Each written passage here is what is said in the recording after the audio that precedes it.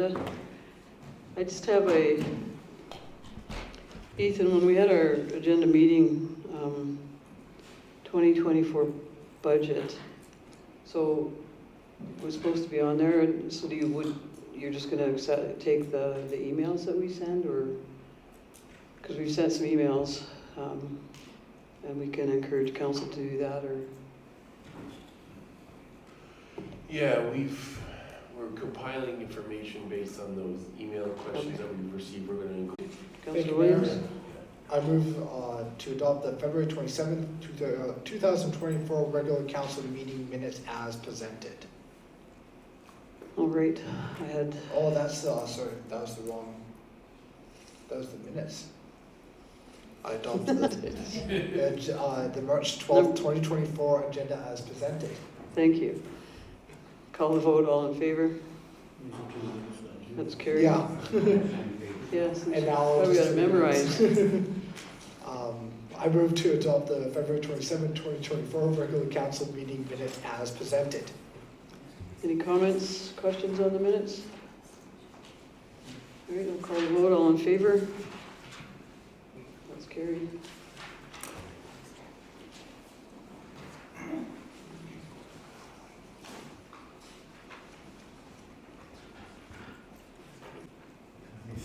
Yeah, that was started in the middle. 5th, we had a CAO evaluation meeting.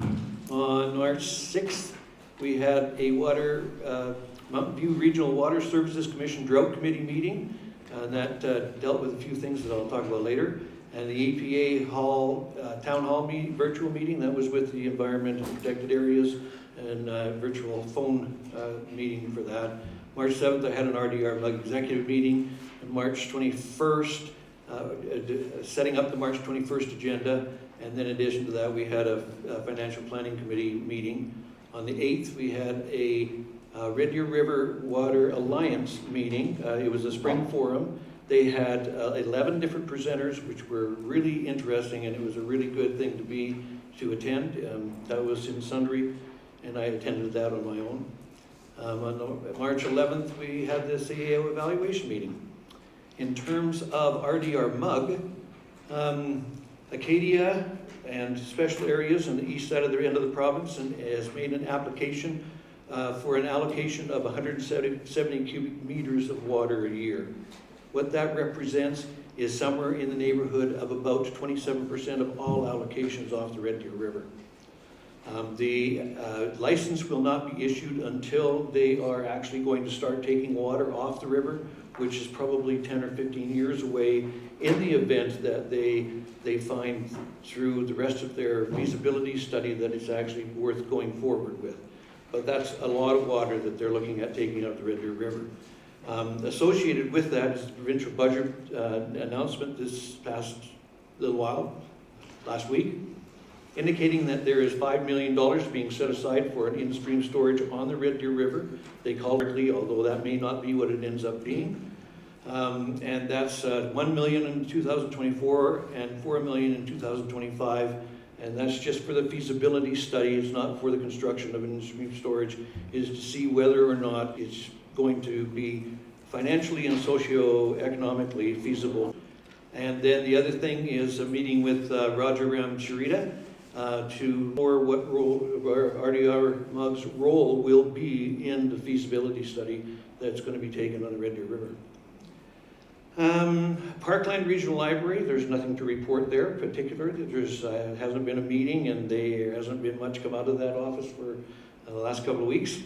The Water Commission, we had a meeting with the Drought Committee, and in that we reviewed the usage survey numbers that were provided by these and compared those as to where we are and how they compare throughout the region, and there's some discrepancies there that we'll have to discuss at some point in time about the numbers that are provided. There's they did an update on the drought sharing workshops that were done in Calgary, and what this is the CEO of RDR MUG is looking into that, as well as the Water Commission, to see where we are with all of that. Their regular monthly board meeting is tomorrow, and so that we'll have a report from that at the next meeting. Thank you, Mayor Hunter.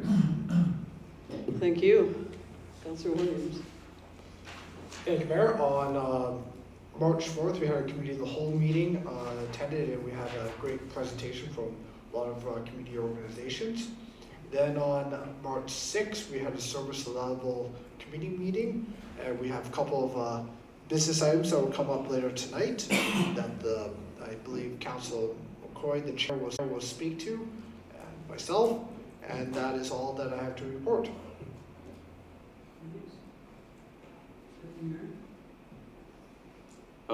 First question for Councillor Windsor. Maybe I misunderstood you. I thought you said on March 1st you had a PGC meeting? No, that was on 28th February. Oh, okay. So I misunderstood. I thought I wasn't there. Yeah, the 4th committee of the whole, the 5th CAO summary, 11th we did a evaluation presentation. On the 12th we did emergency management. That's today. And like Councillor Williams said, we've got a thing coming forward from policy and governance, and we'll talk about that during the meeting. Great, thank you. Councilor McCoy? Plan. Emergency Management Committee planning. And I think that's it. Great, thanks everyone. You know, I'm explanation of that, the degradation upon municipal. We get to meet with towns our size to discuss issues and advocacy, but that he did suggest we use our LGFF for that if we want to increase library funding. So that wasn't the answer I was looking for. He said there's never enough money, and I did say that we're very convincing though with our arguments why there should be more.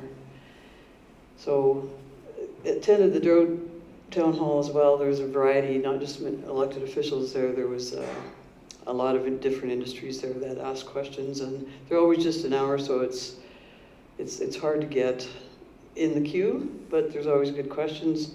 We had our inaugural meeting of the Mid-Sized Mayor's Caucus on March 7th, and you'll see that later in the report for the committee appointments. And we'll also be getting together at the caucus in Thursday or Friday, so looking forward to that.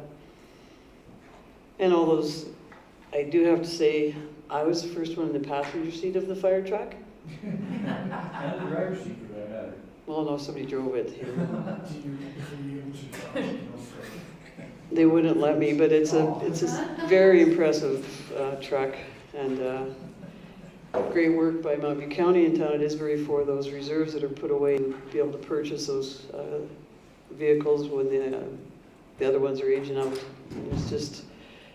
It's going to be a great asset for them, and just the access to equipment is so much more convenient, carrying more firefighters in it, the command center set up.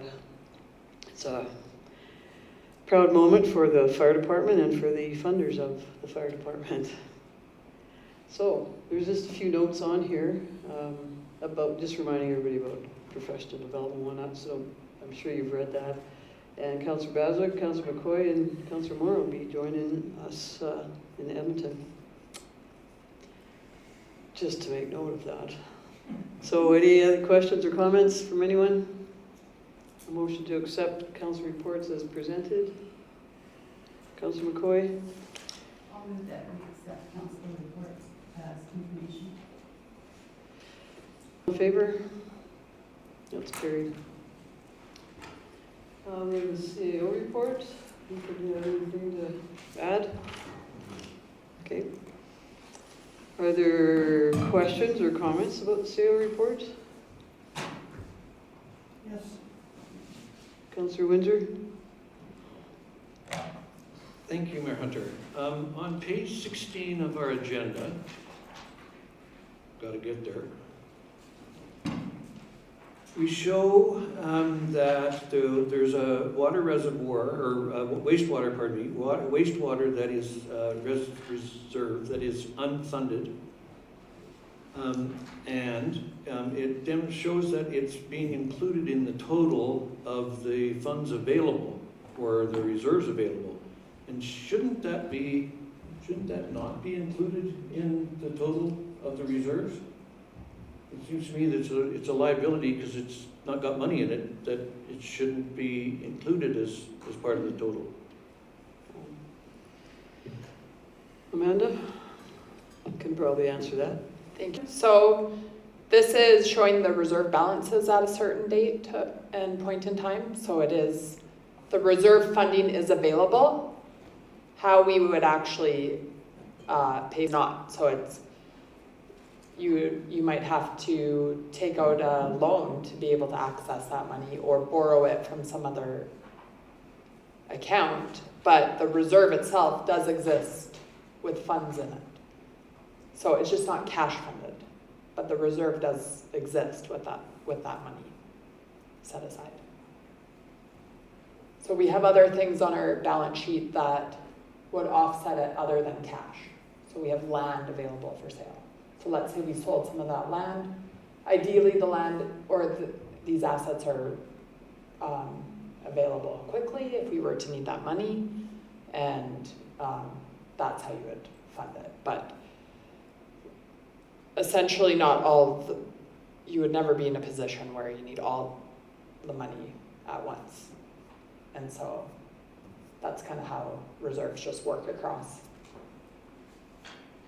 all municipalities. Many of them are not fully cash funded.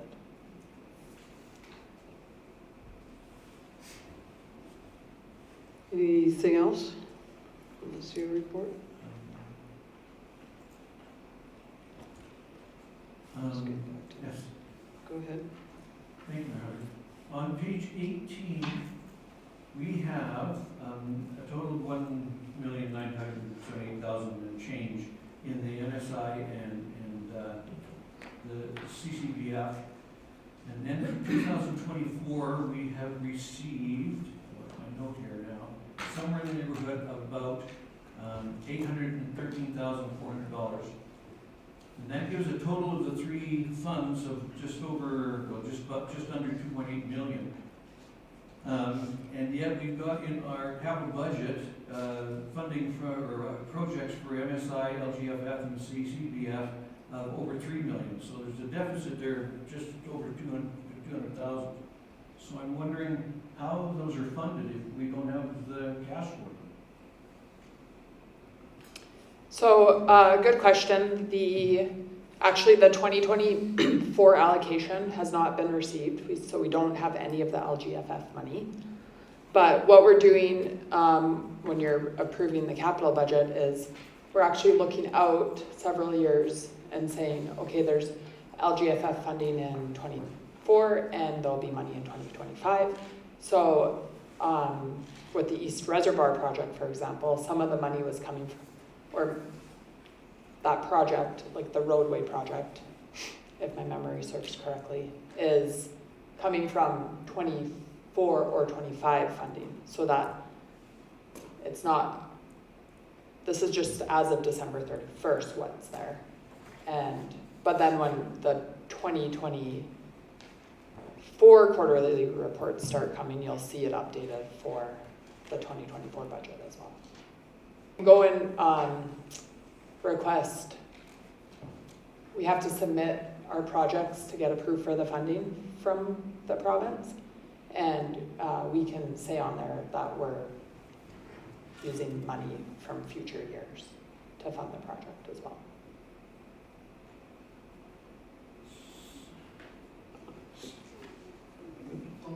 Yeah, thank you, Mayor Hunter.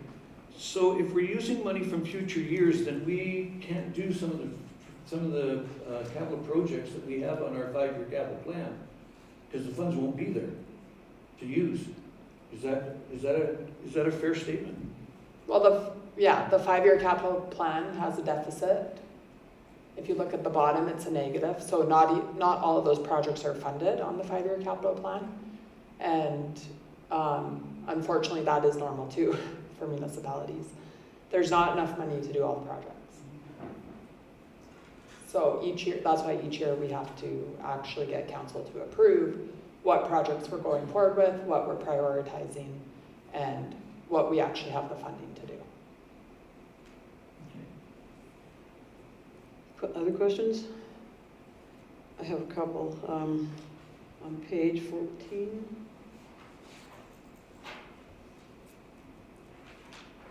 It talks about, at the bottom, all the explanations Yeah. of items 1 to 7, so are they numbered? I don't see the numbers, and I'm just, is that in the order they're in? Or The numbers, 1 to 7 down at they're the very bottom? small. Well, they So- must be, because I can't see them. It's actually just describing, Yeah, well, if you zoom in really closely, sorry. It's when each of the budget or items were approved. So each like yellow heading has one of those little numbers. Oh, We can change that for the I next. was looking for the project, but it's actually. It's, yeah, so we're just trying to say, Yeah. if you were to follow that back to the Yeah, actual budget, it might have been amended several times, and this is the. yeah, I process. understand that, I just couldn't find the numbers, and Okay. I've pointed them to me when I enlarged my screen. I'm interested too, so when you talked relative to Councillor Windsor's questions, when we made that motion about the reservoir funding, and I see in our multi-year capital plan, like we do have projects that we need and that are gonna be moving forward, we hope. So I know there's an outstanding update on that right now, but I'm asking you, I guess, Amanda, like I certainly have my thoughts about the LGFF and we all do about the lack of funding from the provincial government. But how are you feeling about the LGFF? And it's supposed to go down in 2026 as well, right? Based on the 2024 or 2023 revenue, down to 1.5 or 1.8% down from the 2025 allocation. So, Well, I don't really have yeah. Whether the funding was sufficient or not for LGFF, I have discussed this in the past, not for some time, but I think that we need to start taking money from taxes and putting it into a road fund of some sorts and building that up, because there's not going to be, like, the funding's not guaranteed, and so we do need to start anticipating that and either putting money each year into the roads reserve, roads and sidewalk, or using it for a project from operations would be. yeah, and I ask you that just because the new LGFF is predictable, but it's not sustainable and it's not adequate. And when we get into these situations that we're going to be getting into going forward, and we have to pay attention to that critical infrastructure that's large costs, does that mean that maybe debentures are going to be more, debenture, and that is a council discussion, I agree, but if those LGFF funds have to fund everything, according to Minister McIver, there's never enough money, which we agree. So I just wanted your thoughts, because I appreciate that, and that's probably a discussion we should have as a council with that document, because the priorities might change based on just how much money isn't there, right? So thanks for that. And I've just got a question that's a lot of money for bulk water sales. That's impressive. Craig, is there any reason for that, do you think? Or like, Well, that was, I know you asked Craig, do you want to answer? well, whoever can answer, doesn't matter to me. Sorry, Well, he just early in 2023, we had a significant user of bulk water sales, which drove up that number. Oh, okay. So, but given the changes and restrictions on the system near the end of 23, we went forward those Okay. types of revenues. kind of a one-off. And you do see there is an expense that's higher because we sold more. The revenue and the expense for bulk water they have a rate relationship where if one's high, the other one goes up as well, so. Does that, do you want to speak more about bulk water? No. I do. Okay. I did have one item that I wanted to bring up as well, if I was allowed.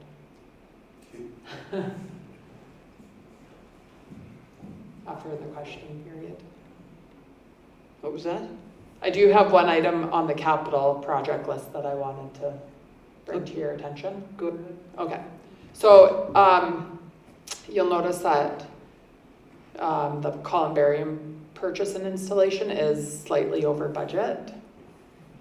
And so I think that it'd be appropriate to get a motion for that, to approve that overage.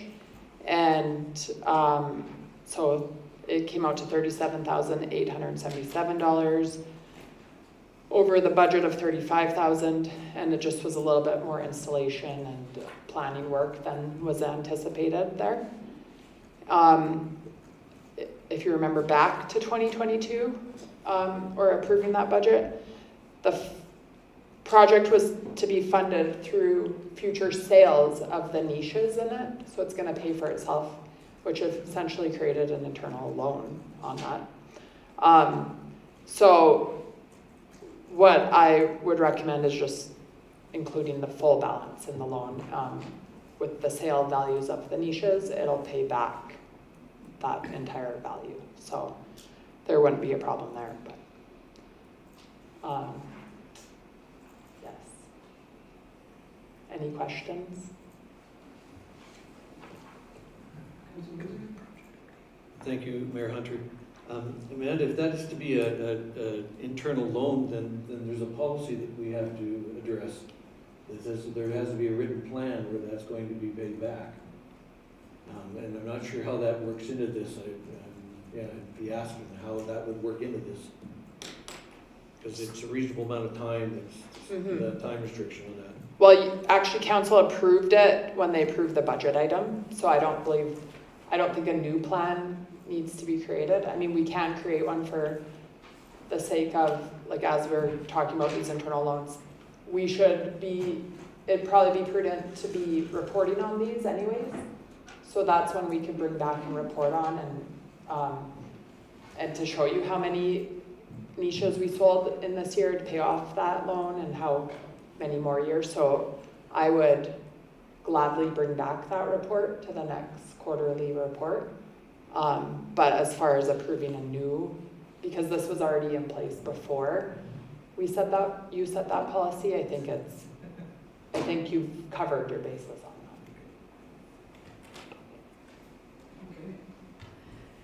Anything else? Councilor Windsor? Thank you, Mayor Hunter. On page 18 and 19, in their revenue and expenses, you referred to the community hall. Is that the former 5-0 Club? Is that what you're talking about for the community hall? Yes, it is. Okay, thank you.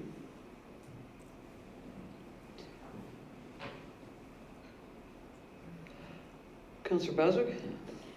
Thank you, Mayor. I'm just wondering is it prudent at this time to make a motion to advance the funds to cover the... I think we'll accept the report as information and then we'll make that motion. No, I'm wondering if we can approve this. Well, I know, but we'll accept the CO report and then we'll do that subsequent motion to approve that. I'll call on you to do that. Okay. So, seeing no more hands, I will call for the motion to accept the CO report as presented.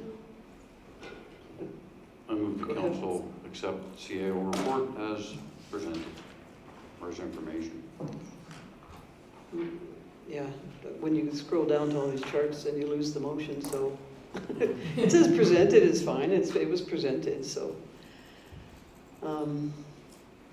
Call the vote, all in favor? That's carried, and then, Amanda, do you want to give us that motion that you'd like for the amount?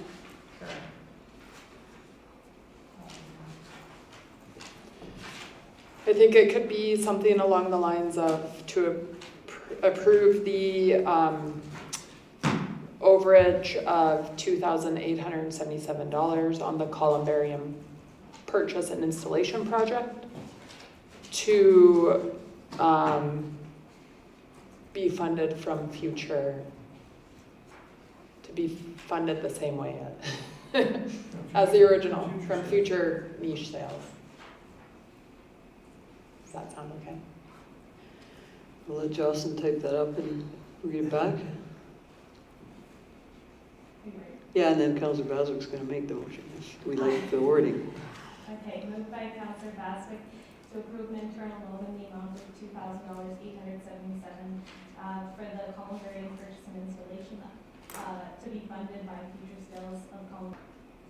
Yeah, just say we should add the 2023 capital budget item somewhere in there. Yeah, it was a 22. 22. Well, I'm not going to go through them line by line, there's a lot.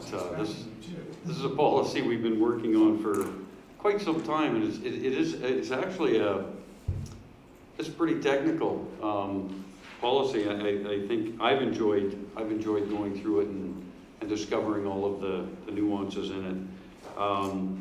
And during the committee's review, probations were given to regarding the implications of implementing a perpetual care fee. After consideration, the committee's recommendation is that perpetual care fee not be included in the bylaw.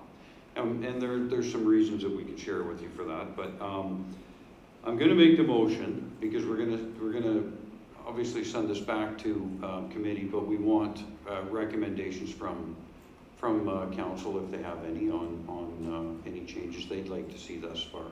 We think that we're pretty much complete on this, but we need to see a more final draft and take the considerations in. So I would move the council grant first reading to Cemetery Bylaw 2024-03 and refer it to the Policy and Governance Committee for review and recommendation. All right, any other comments? Councillor Moore and then Councillor Windsor. No, that's okay, he spoke before tonight. You have it. Many times. Yes, and I see that the committee is recommends that would continue to care for a cemetery. Their people are going less and less to cemeteries, so they're in Rocky View County. They actually looked at the possibility that some of these would be abandoned completely, and then what do you do? So their perpetual care fund actually looks after the ones that are closed down as well, which could someday happen. The idea of not anticipating the responsibility of looking after that is not something I'm comfortable with, but this is first reading, and so I will vote against it, but not, you did a great job on the bylaw. It's just that I don't agree with not providing for a sustainable future. Councillor Windsor? Thank you, Mayor Hunter. Obviously, I'll bring this up at the committee level as well, but if for council's purposes, item 5.5 on page 29 of the bylaw refers to the north of section E, and I have no idea where north of section. And so I think that we either have to define that or have a map or something so that it makes sense as to where section E is. Thank you, Mayor Hunter. Thank you for that. I do want to comment on perpetual care. Just there's not enough money that you could pay for perpetual care, and you know, some of the fees being $200-300 for cremation, and then you have a lifetime of care. I think personally it's a public service that we offer, and you'll never ever make enough money to look after a cemetery, and I think it's just it's something we do because it's the right. So I don't know if those thoughts matter, but I appreciate that coming back, that because I don't see where it could ever be adequate to do what's needed. So I won't repeat that again. It's just my thoughts. And Could I just let you know that Rocky View County actually has a master plan for cemeteries that would explain that, if you'd like to know. if you put your hand up, I'll let you tell me that. Yeah, I just heard it, but, I looked at you. yeah, okay. Deputy Mayor? So I think one of the other considerations that we took into the perpetual care is the service level. So when someone pays for perpetual care, we've created a level of service that they may expect. And one of the unintended consequences of that are people coming up and saying, well, I paid for this maintenance and I want the grass cut lower, or I want it kept higher. I'm not saying that would happen, but it's definitely a concern that we've created. And Ethan may be able to explain that better than what I'm saying, but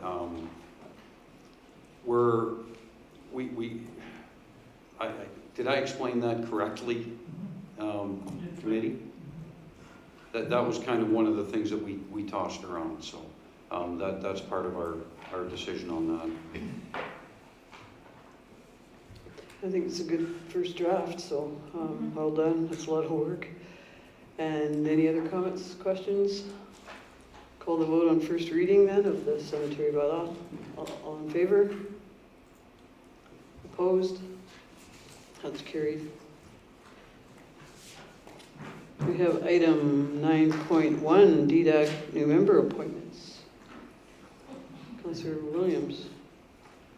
Thank you, Mayor. I move to appoint Sterling Tate. We have item 9.2, the Mount View. So the one in our agenda, at least that I don't include those two diagrams. Okay? The other, and so they're missing here, but No, this is all we have left in the agenda. As the water is put in with references to an agreement that actually is with the Water Commission, which didn't come into existence until 92 to 93. It would have been helpful to have an early agreement that the actual Water Commission had some, because that's when they were formed. And at the beginning, this is not how it was, so I really hope nobody got paid to do that back and forth from the provincial agreement to. Councillor McCoy and then Councillor Windsor. I'd just like to ask, when did you move from the provincial model to this? thank you, Mayor Hunter. The provincial model to this occurred over the last summer. That most of the members of the commission signed this new agreement last summer. The old agreement was included in this, but it was not. It was rudimentary, and it wasn't anything detailed like we have now. And I wasn't on the commission at that point in time, so I don't know whether there was consultants hired or what. All I know is that this is what we're presented with now, and as a good corporate citizen, we should move forward with it. The other thing that might be of interest is that in the event that, because we were delayed, I'll say, in signing this document and agreeing to the service agreement, the commission now is looking at what kind of a policy they're going to put in place for dealing with members who don't agree to sign things like service agreement. And so that's to protect the commission. So that's that. We can anticipate that policy here, I would expect quite soon, actually. Thank you, Mayor Hunter. I think because the provincial agreement was mentioned, it should be noted that the provincial agreement was changed to a Water Commission agreement 1992 to 93. When they no longer owned it, they were losing $2 million a year when they operated it. They sold it to Water Commission. I don't think it was a lot of money, but it was a lot of responsibility. And Water Commission's been operating it since 1992 to 3. It went over that year. Yeah, thanks for that. Is your mic on for a reason? Oh. It's okay. Maybe you want to speak. Okay, so we have, you have a motion to, say it again? You want me to do it again? Yeah, Well, I see it there. I added to it. It's been a long To time. approve the Mountain View Regional Water Service Commission water supply agreement as presented and direct Mayor Hunter to sign on behalf of council. Sign the document on behalf of council. Okay. I don't see any other hands, so I'll call the vote. All in favor? That's carried. We have item 9.3, the Rosebud Health Foundation Spring Fling. And I have to say, as a board member, this is those dueling pianos, and the event itself is going to be spectacular. The decorations, the food, everything, so worthy of a thought. And are there any suggestions as to what we might donate, Councillor Windsor, or sponsor, or? Thank you, Mayor Hunter.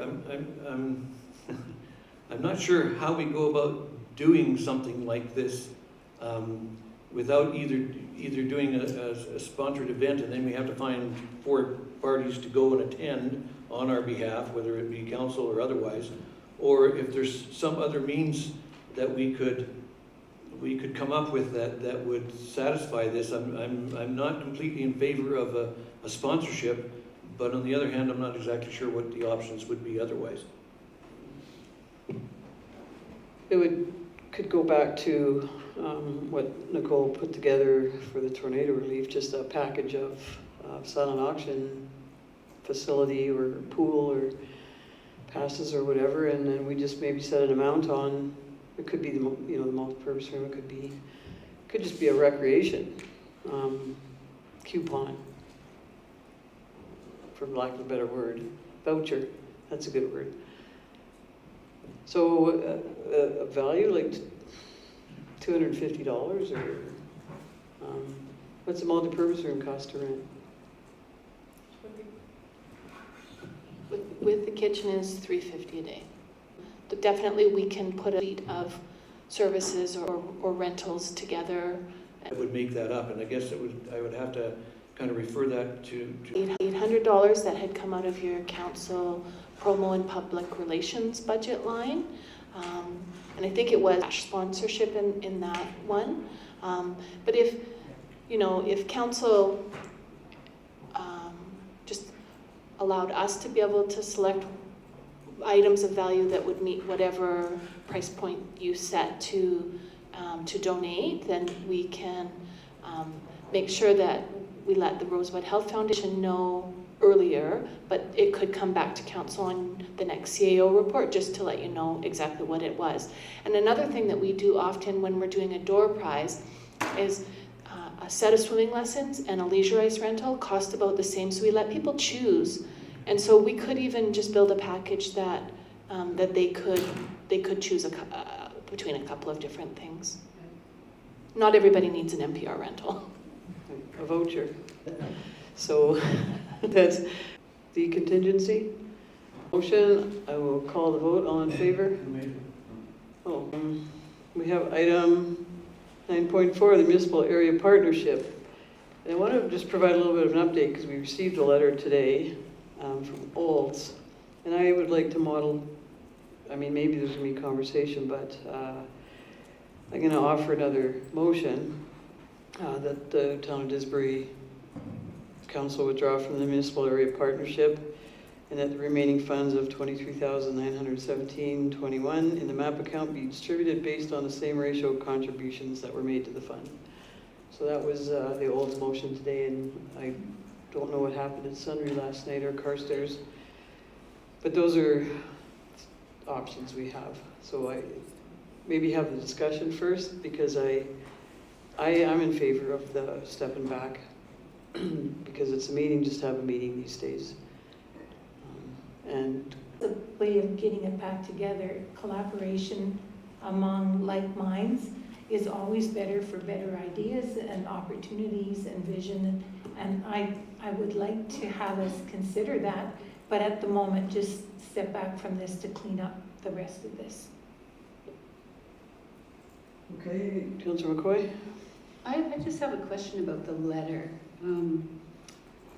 The letter from Reeve Albert. That's Okay. part of it, right? Yes. But you know, my letter, I don't know. The collaboration of 3 municipalities and the understanding.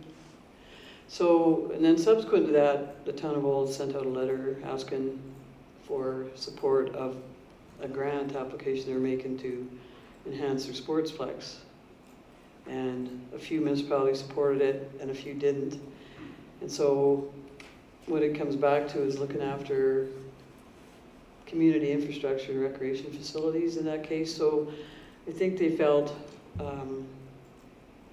that was kind of a message that everybody's going to start, you know, a regional recreation culture master plan, heritage culture master plan, talks about, you know, the region as a broader entity, but it also still continues to focus on, you know, individual municipalities. So we still see what is looking after our community first, and if we offer support for another facility, then when we need support for ours in our community, we'd like to have that first. And that's neither right nor wrong. That's, I think it's just the messages that we're seeing in that. If we want to form another collaborative relation, we would do that, or could if we found something. It doesn't negate the opportunity to create another larger group, including all municipalities in Mountain View County or that were in MAP. Councillor Williams? So I just quickly searched up the agenda from last night's town assembly meeting, and the recommendation that was provided by administration was that the town assembly agreed to the dissolution of the MAP committee. So I don't know Okay. if that is what they followed through, but that was the recommendation that was on the package. Yeah, talking to Mayor Warnick, that was the direction. So I like the Olds because it's included the financing and whatnot. Would anybody like to make that with holding this document and just put town of Didsbury in the middle? Of course. I move, I recommend the council move the town of Didsbury withdraw from the municipal area partnership MAP committee, and that the remaining funds of $23,917.21 in the MAP account be distributed based on the same ratio contributions that were made to the fund. I didn't put the motion carried on.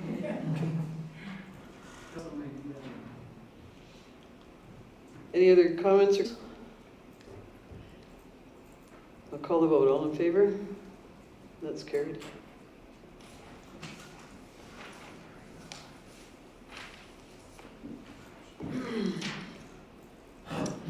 So we have item 9.5, infrastructure annual reports.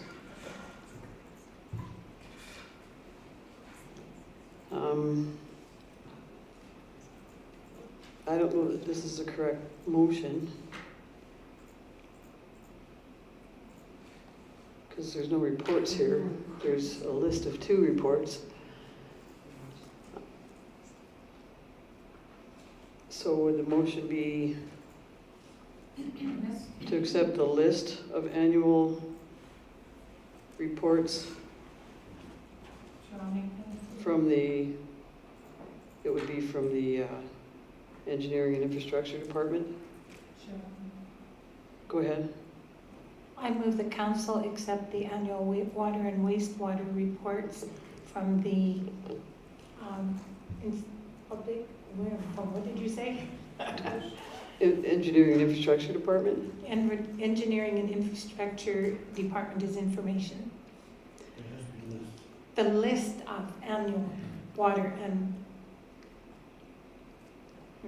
wastewater reports as information from the Infrastructure and Public Works Department.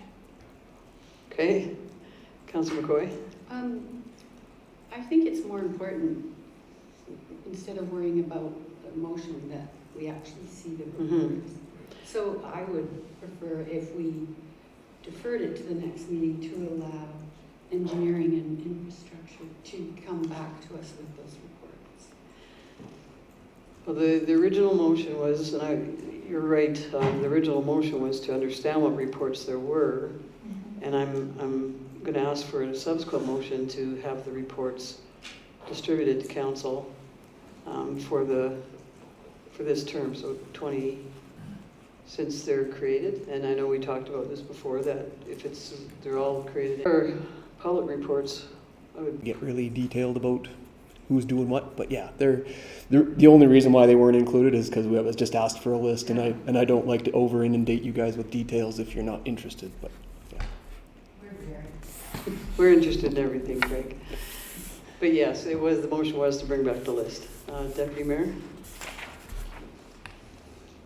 So through the chair, can I ask Craig a question? Yes. Did you say that these reports are already available online?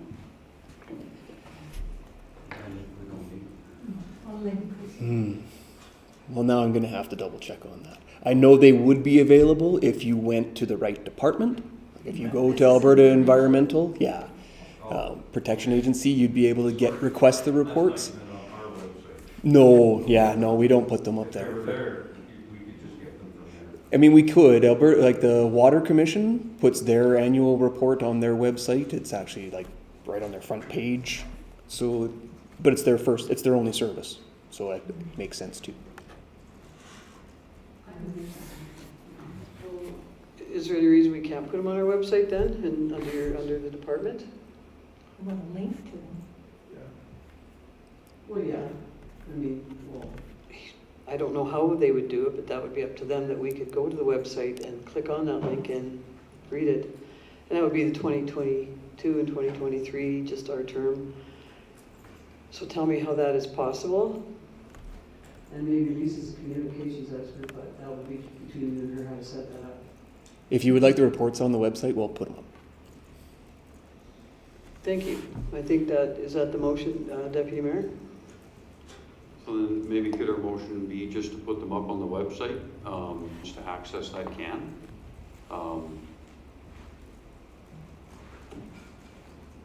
If they're gonna put them up on the website, I'm not gonna vote them to bring them back to council. They'll be there. Yeah, They'll be there, so maybe the motion should just be to put them on the website. And we haven't voted on the first motion yet, so we're getting to that second one. We're working on them all right now. Which one are we on? Well, we're going to finish them both, and then we'll do the first one that Jocelyn will read back, and then the second motion. So just post them on the website, Councilor McCoy, that you started that conversation, so that could be done. I guess it'll show in the voting. I think for transparency's sake, there's 2 residents in the audience, and possibly it would be good that they knew that those reports existed on our website. That's my only thinking, but I get you don't want to burden another agenda with 2 reports. So maybe Or you just could links. include it in your mayor's desk thing, that if you're interested, here's where they are. Yes, I can. Ethan? I think we could even, once this all plays out, but we'd be happy to put in the next CAO report links to where they can be found, and update the council that those have been put on the website, and here's the links. Okay. Make notes of that right there. At your next one, we'll say that. Okay, so the motion then, Councilor McCoy, but we have the first motion, Jocelyn, what is that? Again? The original motion that has been, or the one that we're making. The original one, just because we tweaked the list. To accept it as information. To accept the list of infrastructure annual reports from the Department of Engineering and Infrastructure as information. Moved by Councilor Moore. Okay, I will call the vote on that. All in favor? That's carried. And I'll move that the actual links to the or the reports be put on our website, and that the actual links to them be presented in the CAO report at our next meeting.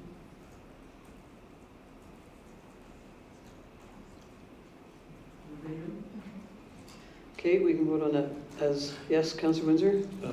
Were we going to designate that it was going to be the 22 and 23 reports? Oh, can you throw that in?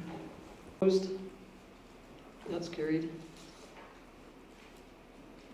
I'm gonna suggest we accept the first motion on item 9.5 to support AV Munis, if anybody would like to make that, but if they don't, then at your option. Next, Deputy.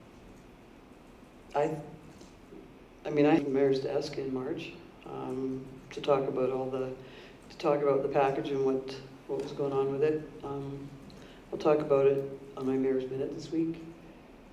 Any suggestions? I'm sure we'd consider them. Deputy Mayor? Well, I would certainly suggest that we send a letter of support to AV Munis. Sure, yeah, we could. I would add that to my motion, that we support that and that we send a letter of support to Alberta municipalities. So did we get, you said it was sent to council? Alberta municipalities sent it to us all. To each of us? Yeah. Or it was in a newsletter. I'd have to think about that. I can let you know. It's either newsletter or email. Would it be possible to do a press release as well? And that would do some free public advertising? I think it's a good idea. I mean, everybody's talking about it, and I think anything that we can do to further the cause. So I saw Councillor Moore's hand first, and then Councillor Baswick. There is overwhelming support for not doing this from everything except the cities. And so I think they already have the support we need. I don't want to be spending any money on this. I do think that us lending our voice to support is fine. But there's no way that political parties make sense in a small town. So I think it's kind of a moot point, and we have a lot better things to spend money on than that. So yes, we can support it with a, but I wouldn't want to be taking out newspaper space for it, and you can mention it in your letters. Yes, you did. Thank you, Mayor. I'm just wondering if this has been put together by the people or by 1,500 delegates of Alberta Munis. I realize they represent people, but have everybody been polled to get this decision to say you cannot, or they do not want political parties involved? Who has polled the population to find out if that's really true, or is this just something coming out of a 1,500 group of people at Alberta Munis that are trying to persuade us to follow into step? So The provincial government put out the survey. Yeah, from the UCP. It was a survey that I didn't see it. Alberta residents could participate in, yes. So, okay. That survey, I did not. Well, you would. Yeah. We did. I believe Janet Brown also put out her own survey. Janet Brown is a well-recognized pollster in Alberta and Canada, that she does polls for general elections, federal elections. Yeah, she put out her own poll as well, and she gets thousands of people.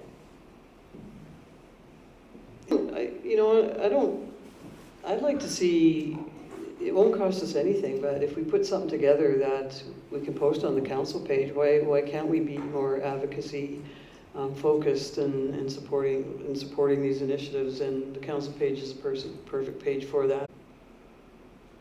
Yes. The Alberta municipalities and their All the vote, all in favor? With council prior to April 12th, 2024.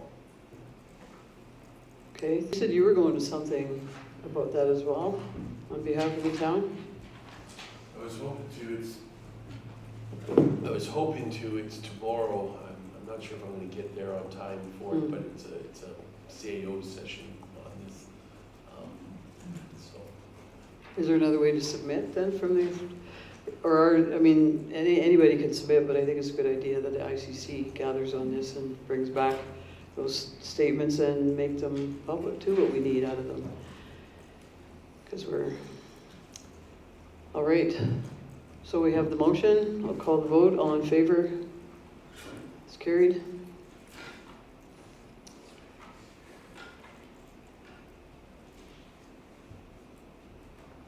We have reduction of speed limits in the town. Councillor McCoy, you're the chair of that committee? Yes. Any supplemental or highlights about that? No, I'll say no, but I'm going to run everything by Ethan because I had some technical difficulties and I was late arriving, and so he was kind enough to chair the meeting, and I told him to continue on because he was doing such an amazing job. So I think we should make sure that I don't miss out on anything that I didn't hear. Do you want to start and I can fill in? Well, she said, I don't want to see any additional information. So yeah, you can fill that in. Yeah, so the Service Level Committee met on March 6th.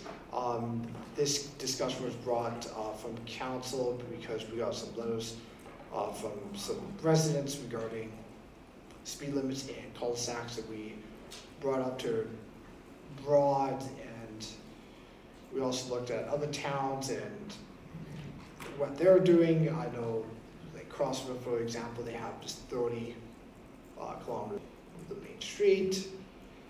So the Service Level Committee decided to bring back to council to have administration prepare a draft plan of possible recommendations for any speed limit changes in the town. And then refer it back to the committee. Thanks for that. Anything else? Councillor Windsor? Thank you, Mayor Hunter. I guess a question for the committee. So what it says in the background is you're looking for guidance from the council. For what? What are you looking for council as the direction? What we talked at great extent, and it's probably for Craig to answer, but basically, he gave us recommendations of what he would like to see. And so I think we were looking to see, there was talk about a 30K zone, and that's what we're coming back to you to say, but there were other talks or other conversations that we had about changing the speed as you come up the hill past the campground so it doesn't become 50 till the top of the hill, because that would help the flow of traffic. And there were some other things, but the 30K wasn't a solution, we thought. Go ahead, Aidan. Councillor Moore had The chair can speak first if he wants to. Sure, that's fine. And then Craig, and then Councillor Moore. Maybe Craig doesn't want to. I don't know. Oh, okay. So yeah, regarding the hill, like coming up to the hill, I believe Craig mentioned that in our committee that was a recommendation from Alberta Transportation to change that. And this was, we were just bringing it back to council to see if council had any suggestions on it. And then, but the committee's recommendation was for administration to prepare a draft plan if there's any recommendations for speed limit changes. Councillor Moore? Sides. Sometimes there's no sidewalks in these neighborhoods. So some of these areas are challenging to even get up to 30 in unless you're in a hurry anyways. So some of the neighborhoods fit with a 30, some of them maybe fit with a 40, and then as Ethan or as Councillor Williams mentioned, my apologies, the ins and outs of the town. Previous council asked administration to contact the province and get a feel from them about some speed limit changes. They did some studying, they gave us some recommendations, and previous council accepted it as information, so that didn't go anywhere. But there is an opportunity there to look at the 60 kilometers an hour zone, which probably could be an 80, and then, as Councillor Williams mentioned, the hill up by the campground was recommended to come up to 60, and that was to ease that transition through the T intersection at the bottom. Transitioning from an 80 to a 50 at the intersection creates a very difficult situation for people sitting there waiting to turn. Are they doing 80 or are they doing 60 or are they doing 50? So there would be a better transition through that intersection to keep it 60 through the intersection from start to finish, so those trying to enter into that roadway would have some predictability. It's a little inconsistent at the moment, but so those were some of the suggestions that I know that are sitting on the plate, plus the community side of things than the residential side that probably could use a little bit slower speed limit. So that's where we were looking at seeking council's guidance on whether or not this was of interest to the community. I think is kind of what my particular question is. Councillor Moore, and then Deputy Mayor, and then Councillor Windsor. And that's what I was going to say, is that because, for the committee to make a recommendation without all of the input that would have come from Alberta Transportation and also from the crews that are finding some of these entrances really tight, that there is a lot of information that can go into this draft. It's going to involve quite a bit of work for them to be able to come up with a draft plan that will suit our community, which is more undulating than any of the communities around us. So it does have more heights and lowers and curves and things. So there's more challenges. And because of that, we wanted to have something that's very specifically tailored to the needs of Didsbury. So that's why it's going to be bigger than what it seemed. That's why we need council's stamp of approval on them doing the draft plan. Thank you. Deputy Mayor? So one of the biggest problems that I see and that people talk to me about is not necessarily the posted speed limit, it's the obeying of the posted speed limit. And maybe the service level that we should actually be looking at is the enforcement of the existing speed limit. Because if people, in fact, were only traveling 50, not 60 and 70 in those areas, it may not seem quite as fast. That's just my suggestion. I do like the increase on the in and outs. I think those Alberta Transportation ones make sense. So, but I'm really more concerned about just the adherence to the existing speed limit that on that road, because there's a lot. I would echo Deputy Moore Engel's take on this. I think we have. I was just going to say that I don't think we know enough about transportation and roads to identify what signs, and our person that was at the meeting, the charming Mr. Fox, he does, and so that's why we made the recommendation. And so he may come back with, I can't speak for him, but he may come back and say, the town's okay, but we'd like to increase this to 60 and do that. Like, I don't think it's going to be a massive change. I agree with you about the enforcement, but we weren't tasked with talking about enforcement. Councillor Williams, and then Councillor Baswick. I was actually motion, so. Oh, okay. Go ahead, Councillor Baswick. Thank you, Mayor. I agree with what I've been hearing. The problem I see with it is, number one, enforcement's the key, absolutely. But I don't like to see speed traps set up, and the way you get 30 kilometers here, way past the boundary of Didsbury, that should be changed to reminiscent of Blackfoot Trail. There's 3 speed changes within less than a half a mile. I know because I got a ticket there years ago. And come over the hill, it was 70, and all of a sudden. Administration to do a bunch of work, and we're not going to want to pay the money for all those signs. Where's the money coming from for everything all the time? And it's In the conversation with AT, we also looked at sort of the general idea in town, and I think we quantified the number of signs. I don't remember the dollar value that we would be, in the ballpark of, but it would be probably $1,000 to kind of go through and sweep the town with a broad range of different signage. That said, just a comment on the enforcement side. It's really the challenge there exists in that if you've got a posted speed limit of 50, 60 is kind of the bare minimum before an officer would choose to pull over, and even then it's usually a warning. You kind of got to be getting into that 66, 70 range before the ticket becomes real.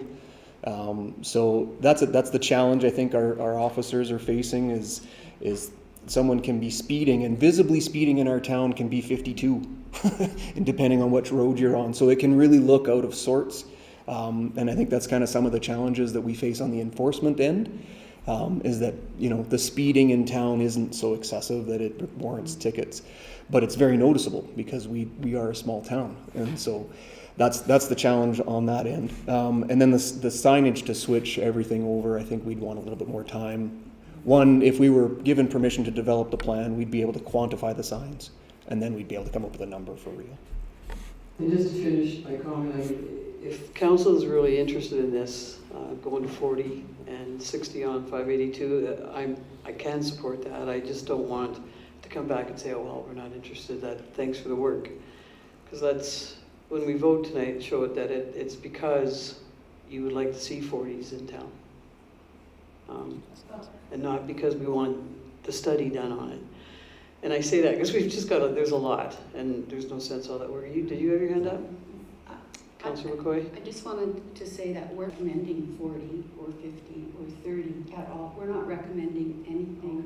What we're suggesting, and it was actually Craig that offered. What is a priority at this point? No, yeah.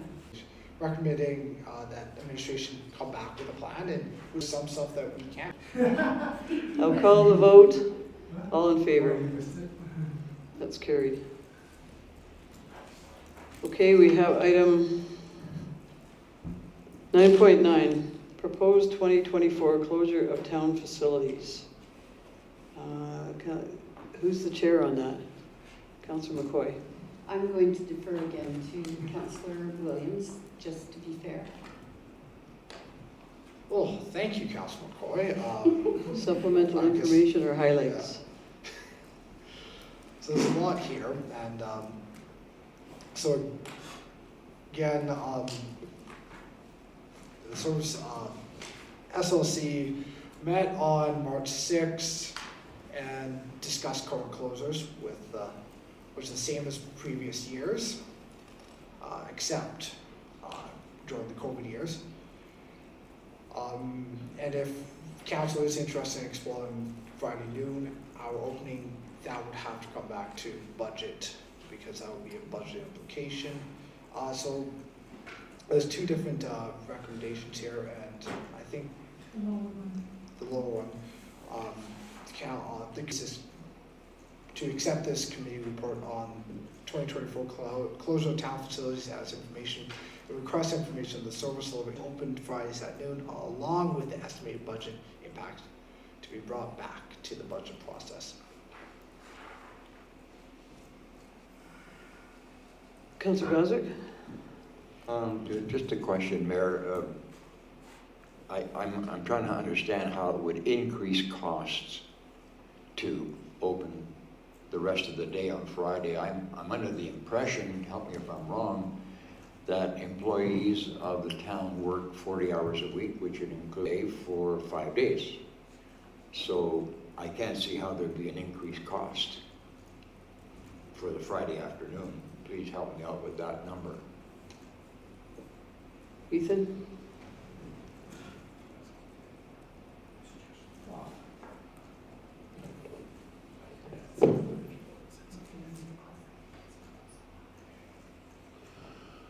Just to clarify, this isn't for all afternoon, it's just for the lunchtime closure.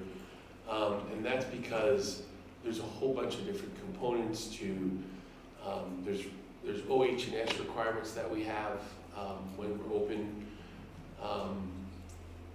with regards to the staff being able to take their lunch breaks, as well as the number of staff that have to be there when open. It's not like the old days where one person can mind the store, so to speak. There's a whole bunch of requirements that we're required to fulfill, and we've been able to, when this came up a while back, we came up with a system where we can make it work Monday to Thursday, but the Friday we needed that outlet, because often Friday there's a whole bunch of staff things that sometimes come to a head on Friday.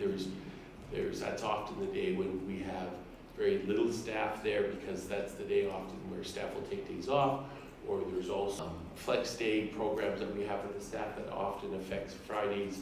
And so often on the Friday, we have a limited number of the office staff there, which make it harder to cover that, to both give them the lunch break as well as have the proper amount of coverage required by OHS. And so that's why, and there's already a number of other things that we're kind of stretched on already at the front that we're making work to keep the budget lower, but this would be kind of the tipping point where it would require us looking at it and seeing what enhancement would we need to do to be able to have the supports in place to meet our OH&S requirements for the staff on that day. Just a supplementary, I think,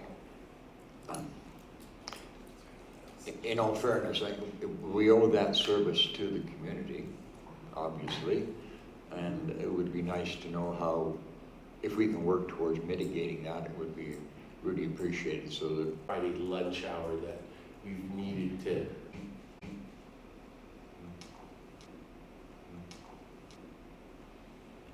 Cost is if there's a cost.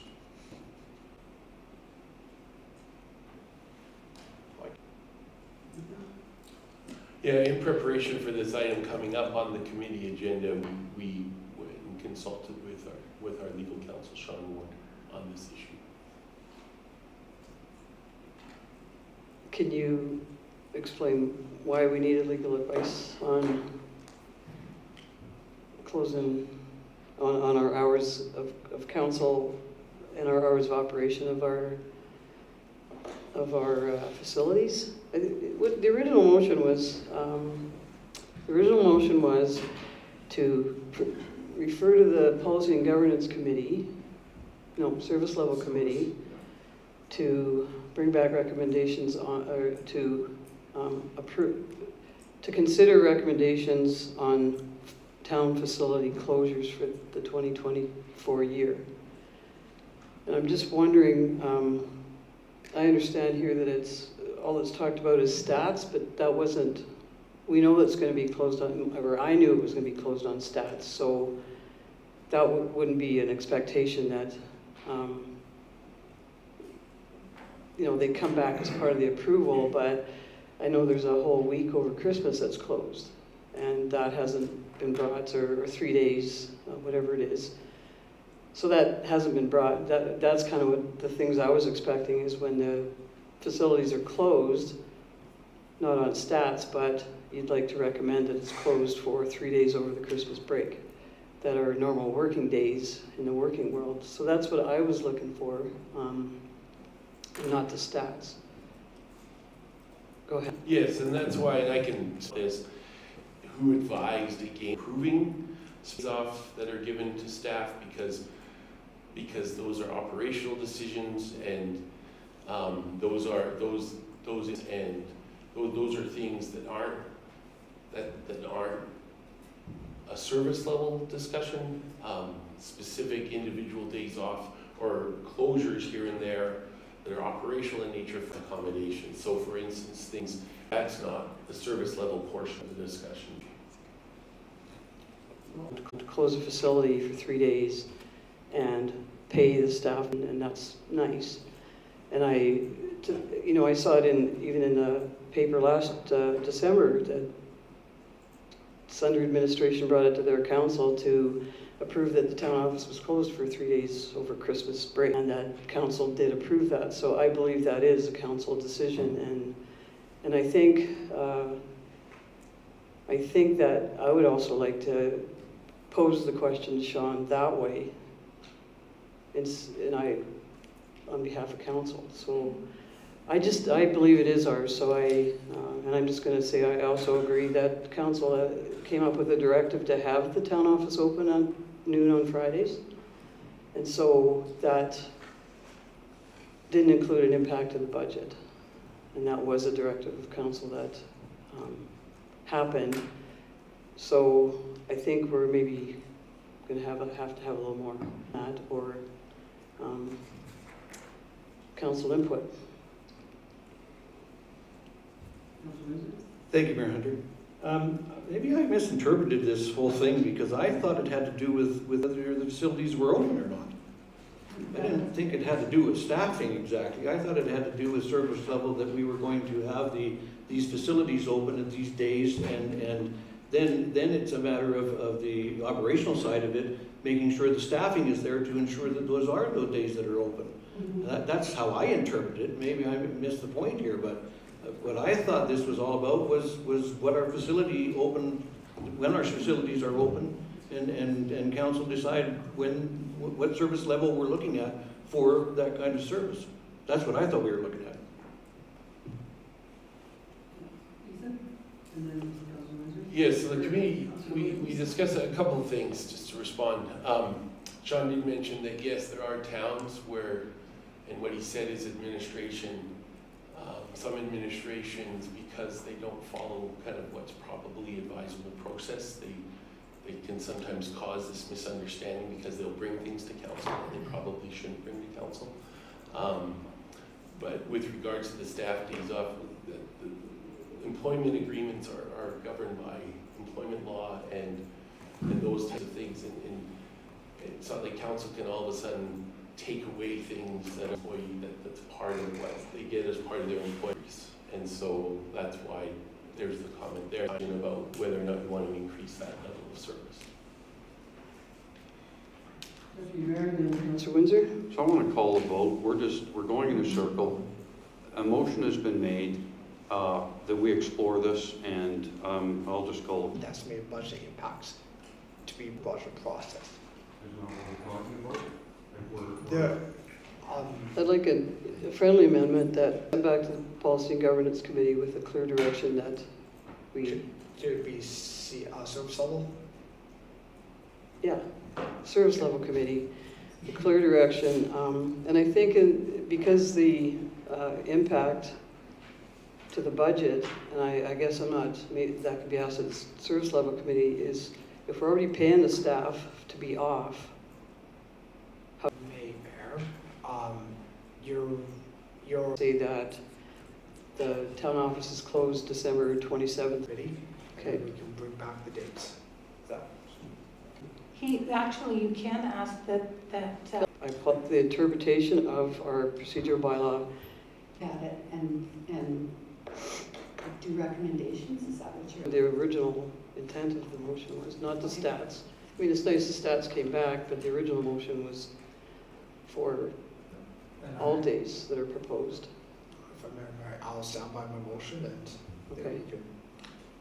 you could call the vote. And you asked for a recorded vote? could we have the motion read back, please? Sure. Understand where we're at. Do you want to reread the Yeah, motion? Jocelyn? Okay.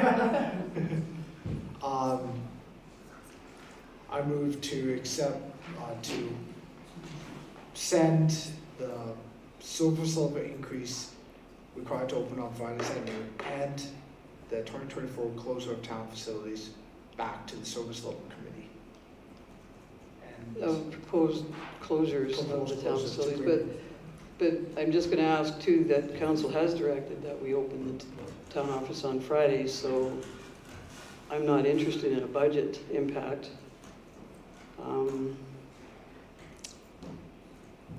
well, But if you wanna, if that's one part of the motion that you want to stay, then that's your motion?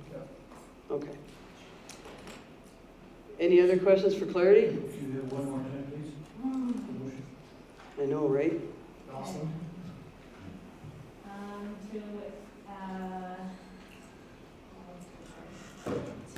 Moved by Councilor Williams to accept the committee report as information and bring back proposed dates for the 2024 closure of town facilities to refer back to the service level committee.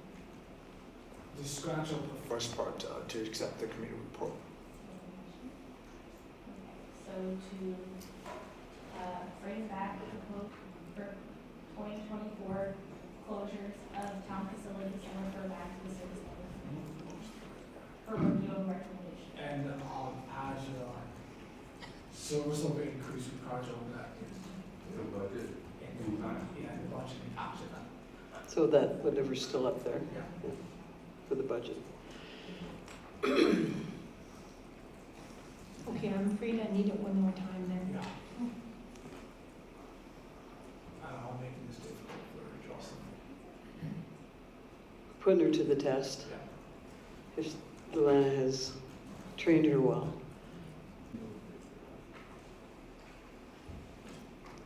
That's carried.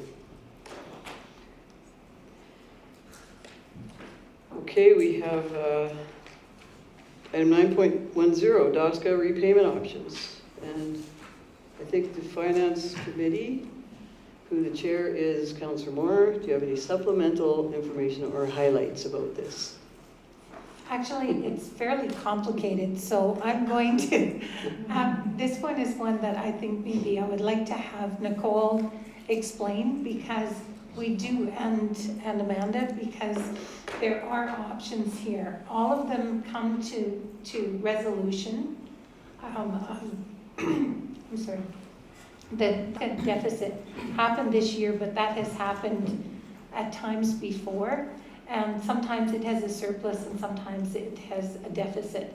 Right now it has a deficit, but it's going to pay itself back.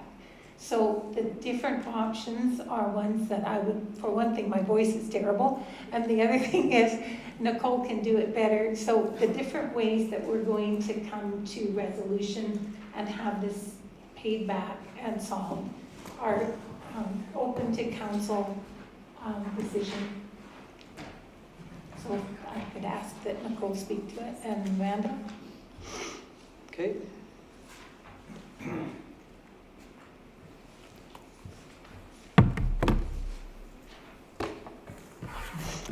Well, thank you, Councillor Moore.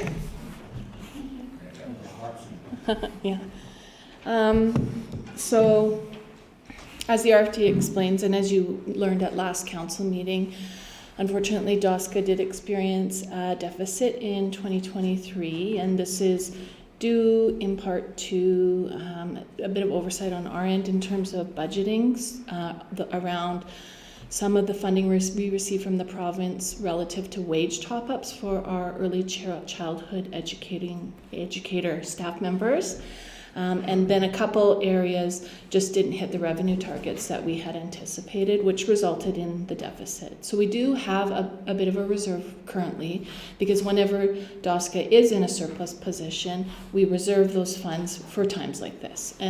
But unfortunately what's available, which is just a little bit over $11,000, doesn't cover the full deficit for 2023. So the Financial Planning Committee, we met last week to discuss some options for it, and we are presenting two options this evening. One is a 5-year payback plan that utilizes a small increase of FCSS funding annually to the DOSCA program, which is an eligible FCSS program through the province's mandate, combined with the increased fees that we've already implemented for 2024, as well as two minor in year 2026, as well as 2028, so that we're not increasing them annually. We don't want to price ourselves out of the market. However, I think that they're very modest rate increases, but those two combined, I believe, would allow us to move to surplus positions over the next few years to be able to not only pay for obviously the DOSCA program, but to be able to repay the $22,000 that in a little bit that we're looking at that's left after the current reserves would be applied to the deficit. The second option that's being presented is that in 23, the FCSS program did have a substantial surplus, just a little bit over $31,000, and that was a result of some increased provincial funding that we received during 23 that we hadn't planned for, as well. And we already have a comment about what motion you like. There's two motions. Call the vote, all in favor? That's carried. Okay, I would rather that council maybe discuss this to know which way we're going to go. I would like to go the way that makes it easier for Amanda, if possible. So if there's, and that would be the second one. Right? Well, no, first one. Well, I don't think what's easier necessarily needs to play into your decision. I think it's, At the meeting, that should tax dollars be used to provide care for someone else's child. With our new policy, there's a repayment plan that outlines the whole thing, the repayment of the deficit, without any impact on the tax dollars at all. And it's outlined, Nicole's done a wonderful job, I believe, in documenting what we talked about at the meeting and how it would be repaid and how it would be documented. And this way, we start a record of a deficit that the DOSCA went through. And if we fall into another deficit, then we have to re-examine this again to say, do we need to continue to provide this service level at the taxpayer's expense? And so I think it creates a track for us to go forward with. So I would support option 1. Councillor McCoy? I too like option 1. I don't feel that we should be subsidizing childcare Mm-hmm. with tax dollars. See, my head's nodding, so I agree. Councillor, you want to make that Should I make motion the then? motion then? Yes, I move that council approve the transfer of the remaining deficit of $22,183.16 to DOSCA internal borrowing with repayment as outlined in the written plan in option 1 above. And I have to say that, again, that work the committee did to create this policy, that's what your committee did. It's well done, yes. And it's effective here. So any other questions or comments? Call the vote, all in favor? That's carried. We have item 9.11, 2023 year-end reserve allocation. Councillor Windsor? Thank you, Mayor Hunter. I'm going to move that this be referred to the Finance Planning Committee to look at this in depth. There is a lot of information here, and then to bring a recommendation back to council. Yeah.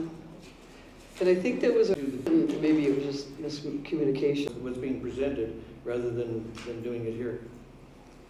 Okay, Councillor Moore? I'm wondering if it's possible that we could maybe pass the first motion, because that's an enclosed one that is just regarding the Shot subdivision, and logically the loan for it is going to be paid for by the future sales. I understand wanting to discuss more about the allocation of the 2023 year-end surplus, because we always spend quite a bit of time on that. And I would like it to be in committee rather than in council. But would council be open to passing the first one, since we have talked about that and know exactly what's happening there? Councillor Windsor? Thank you, Mayor Hunter. I don't think that meets the obligations of our new reserves policy. It says that it has to have a repayment plan in a reasonable amount of time. And we have no idea if or when lots 1, 2, 10, 11, and 12 are going to be sold. So I think this needs to be part of the discussion at the committee level, so that we can package this thing all together, so that we make sure that we cover all of it, not just little bits and pieces. I do believe we have a motion that we have sold those lots. We accepted an offer. Like, the motion to accept the offer on those lots is made. Does that make it, I'll ask you, well, does that make a difference? And then Councillor Moore wants to speak again. I would agree to send them back rather than delay our council meeting, but I do believe that because we have an offer on those lots, it's within the amount of time that we need to have to follow the policy, and so I would still like to be able to pass that first motion. And pardon? So You could make the motion, Okay, but I'll make the motion. But he's got you have a motion on, so why don't you just change your motion to He say, doesn't have a motion. Yeah, you've sent it to the PGC. Oh, right. So just this part of to approve the allocation of the 2023 year in surplus to the PGC. I can read it back. To refer the allocation of the 2023 year in surplus to the PGC, or the FPC. I'm gonna have to put little sticky notes on my computer. Yeah, a sticky note. Any questions or comments on that? Call the vote. All in favor? Okay, that's carried. Councillor Moore? I move that council approve transferring the 2023 subdivision deficit of $241,056 to internal borrowings due from subdivision, the balance of which is to be repaid from future sales of Sean's lots 1, 2, 10, 11, and 12. Councillor Brendan Williams? Thank you, Mayor. I, the 2024 council assignments as amended, should it be? Because we're making 2 amendments to that. I would agree with that. But it's the new document. It's the new one. So it's a motion to approve this document. If you make further adjustments to it. Oh, okay. As presented. Okay. Any comments or questions? Call the vote. All in favor? That's carried. Who's going to be in touch about that policing committee? Ethan, do you know? Like, who's organizing that? We're having an administrator startup meeting in the next kind of couple weeks, and so that will be all part of Okay, what we'll figure out. all right. Startup meeting. Thank you. We have item 10, correspondence. Councillor Moore.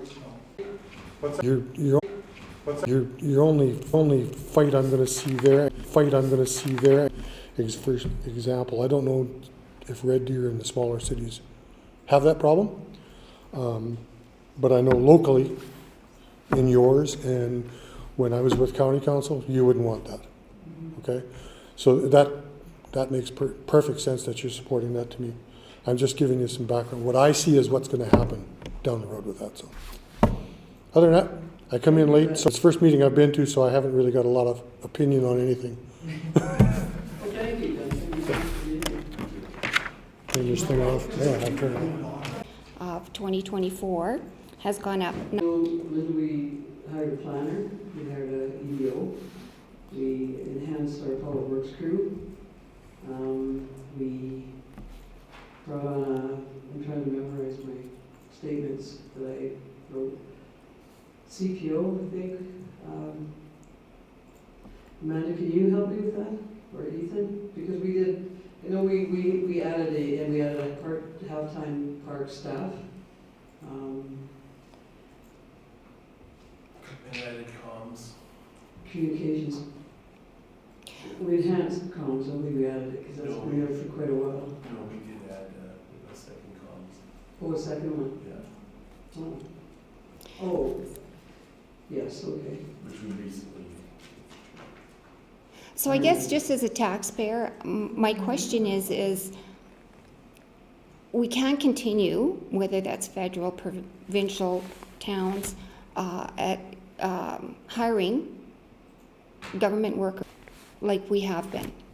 And where's that money going to come from? You can't keep asking the taxpayer to pay more.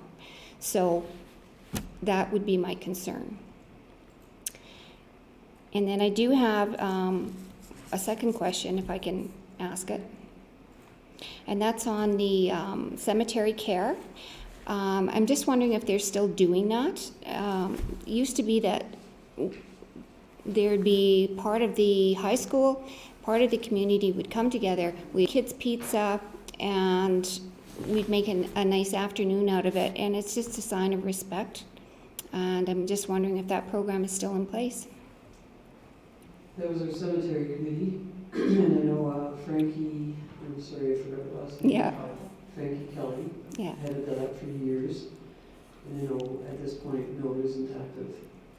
we're certainly welcoming and inviting volunteer leaders for that. I think you're right, I agree. Okay.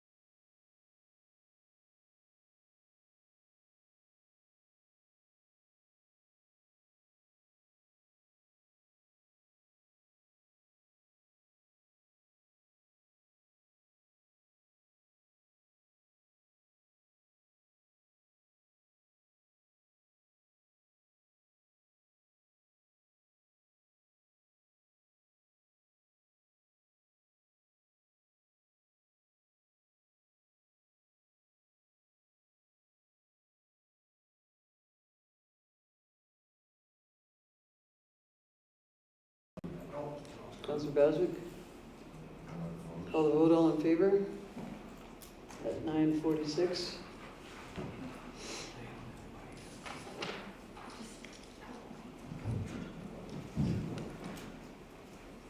Okay, so we have the first item to accept. Are you ready? Lisa? I'm ready. Okay. Sorry. Who's, accept the land appraisal 2120 21st Avenue as information. Information. Who's doing that one? Yep. Councillor Williams? Oh, and, oh, So to accept the land appraisal 2128 21st Avenue update as information. All in favor? It's carried. And then we have Councillor Deputy Mayor has the next one. Oh, that council direct administration to create a draft policy that directs effective processes and practices on municipal land of property sales as And- well as, And or property sale. it says land Land. of property. Well, it should say land and or property. Land and or property sales as well as the purchase of land for municipal use and to bring back to council for review and recommendation. Purchase of land and or property, that's just And or property. or Just give it property. to Jocelyn. Well, I penned that in, so that's, yeah. Thank you for that. I had to add the and or in there. sorry, Your Worship, just a question about, is this prior to, because there was some conversation about listing the 21, 28, 20, do you want this policy before the? What are we listing it? The 20, no, sorry, the 21, 28, like the one that we had the appraisal on? Oh, well, that's the wrong motion then. Well, no, I gave the motion too quick. Yeah. Oh, no, that was on the 2515. Yeah, that's what I That was thought- that one. That's how I thought we were doing that one, but just we hadn't had the second Oh. motion on the. No, I think we just I didn't maybe want- have more conversations about the process Oh, to keep okay, council so sort of updated the until that process policy is Before we go created. ahead with listing that 21, 28. Okay, that makes sense. Yeah, like go ahead and list that. Yeah, okay. Yeah. Good.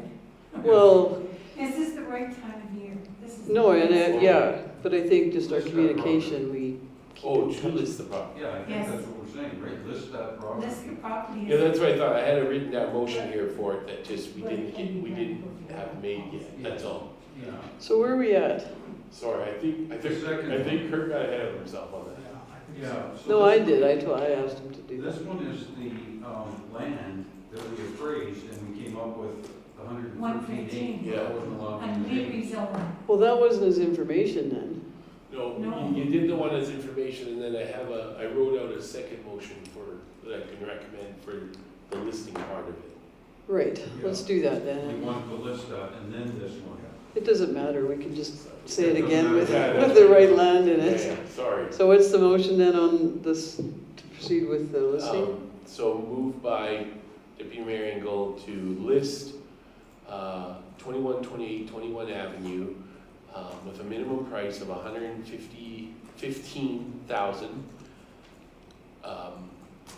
To be, the decision to be at the discretion of council based on, in consideration of price and proposal for, and I just need, how long you want me to list it for? No, sorry, how long, like, do you want us to? Are you listing it or are you advertising it? 4 months, Oh, months. 4 months. 4 months? Yeah, well, Okay. That's probably a good idea. We can revisit it. Maximize- And we can put it back up. Could I just ask if we are actually listing it or are we just putting out a proposal that we normally do with all the developers? advertise it, Advertise it, advertising it. not list it? Okay. Same thing we have on the high school land. That sign. Oh, okay, so Yeah. we're not listing it, then we're just No, with a showing realtor, that it's for sale. yes. And could we have in the motion that we are going to include rezoning it? Yeah, and I'm sorry, and I have here an admin to address land planning accordingly. Good. Is it open? Okay, Can I just ask a question about the timing? If we list it for 4 months, that means that whoever wants it is gonna get it at the end of a build season, rather than, No, they can buy it now. Anytime. It's just on listing for 4 months. because if we don't sell it, then it's gonna stay listed, Yeah. right? okay, but if you get an offer and we accept it, it doesn't, I'm just concerned that we're waiting Oh, no. 4 months. No. Because the original thing, I see what you're saying. Do you I know see what what I you're saying. Yeah, so then maybe let's make that clear in the motion. Does council want proposals as they come? Yeah. Yes. And- Let's put a timeline. And that basically there's no guarantee that it'll be available after 4 months. Yeah. No. Okay, so it's basically just, Let's do that again. so, okay. Move that to list this property, 21 Avenue, sorry, to advertise for sale, Yeah. 21 Avenue, with a minimum price of 115,000 at the discretion of council on the price and proposal, with admin to address for 4 months. Do we have to put 4 months on there? You don't, because it's No. just I wouldn't put a advertising. timeline, Well, just this, put it up. okay, To be presented to council as. for however long it takes to have a proposal that's satisfactory to council. Could I just? Until council approves a proposal. Until council approves a proposal. Can I just mention, this is what we do here, but in Winnipeg, what they do is they put a sign up and then they say offers accepted starting and they get a date. And that date is like a week or two ahead. And because people know that that's the first date that they can offer. Follow up as information, Councillor Moore. Well, it was me last. 55 as information. Deputy Mayor. Deputy Mayor. do you have Vincent reply? The Yes, in case we missed. policy